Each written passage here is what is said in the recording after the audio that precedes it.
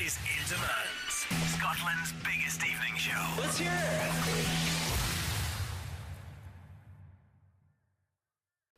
Here we are backstage at Tea in the Park 2012. We're in the In Demand studio where it's away from the rain and the wind. Professor Green is with us. Good to see you again, sir. Skin in my teeth, always Yeah, no, it was the same last year, wasn't it? Yeah. But you're here. I am, which is what's important. Second year in a row. How's it feel to be back at Tea? Brilliant. Unfortunately, there's no oxygen this year, so it's not oxygen and tea, it's just tea, but tea's more than enough. Yeah, I'm excited. I've got a later set this time, but I had a huge crowd last year, so I'm excited to see what they can muster for me tonight. And you're just on before Tiny Tempot on the NME stage, and by that point, that must be a good time to be on the running order. The lineup's incredible, and to go on before tea is wicked. It means I get to stick around and watch his set, and I'm just excited to be back in Scotland. It's been a while since I've been here on tour, so. What are you expecting from the Tea in the Park audience later on? A riot. That sums it up in what pretty much. Yeah, I like your honesty. Yeah. You probably, if everyone was spoken to, has just been straight to the point. I learned early on because I came here for the first time when I was touring with the Streets, battling, and when I was supporting them, and I was put in headlocks by people that were as wide as I am tall and taller than I am, and I thought they wanted to kill me and that they didn't like my music and they found something I said offensive, but actually what they were doing was telling me how much they enjoyed what was happening. That was in Aberdeen. And I was actually nodding along to everything he said. I couldn't understand everything he was saying because he was talking so fast. He had a really thick accent, and I must have said yes to something he didn't like. And he didn't give me a friendly headlock. He just gave me a bit of a stern stare.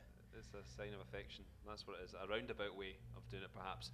The lineup this year is quite interesting. It's a mixed lineup. We've got everything from Tea in the Park standard acts right down to pop acts. Yep. What do you think what do you think about being in a lineup like this year? It's quite mixed. I think it's really a sign of the times because the lines between genres are so blurred. There's a lot of rock in my music, there's jungle influence in my music, there's dubstep, and I think a lot of other people have the same, not issues, but they kind of mix up what they do a lot.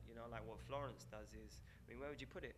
There's dance elements to it, despite how epic it is, and I just think it's really fitting. Last time you were here, you had 2 days or something to hand in the album. You had to submit it to the headmaster. I've got until November to finish the third album. You've not do you know what? I don't really have a deadline, but I want it out for April, May next year. Okay. I've done 2 albums, 2 years thus far. It's not going to be 3 albums, 3 years, but I'm going to drip feed some bits and bobs this year.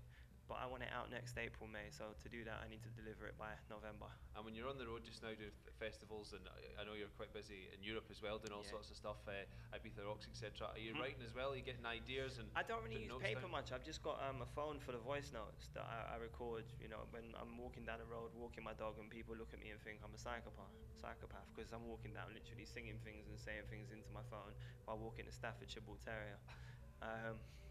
What's the dog called? Which my Alfie. Alfie? Yeah, really normal. I like human names for dogs. Yeah. I want to get a French Mastiff next and call it George. And what's Alfie like? Is he quite a tame dog, or is he very excitable? He's quite excitable. He's very friendly. Yeah? Yeah. Not overly so. He doesn't try and hump your leg. He's well behaved in that. He's got manners.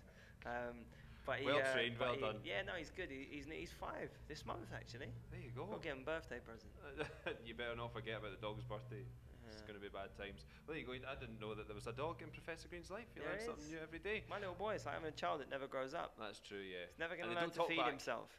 Well, he does a little bit. He gets quite vocal sometimes. Oh, really? Right. I can imagine. Yeah, I'd imagine you put him in his place, though. Yeah. Of course. Yeah, definitely. Yeah. Well, listen, Pro Green, good to have you back on In Demand. Thank you, Romeo. Enjoy Tea in the Park, and we'll see you soon. Thank you, bro. Thank you. Excellent. Thank you. This is In Demand.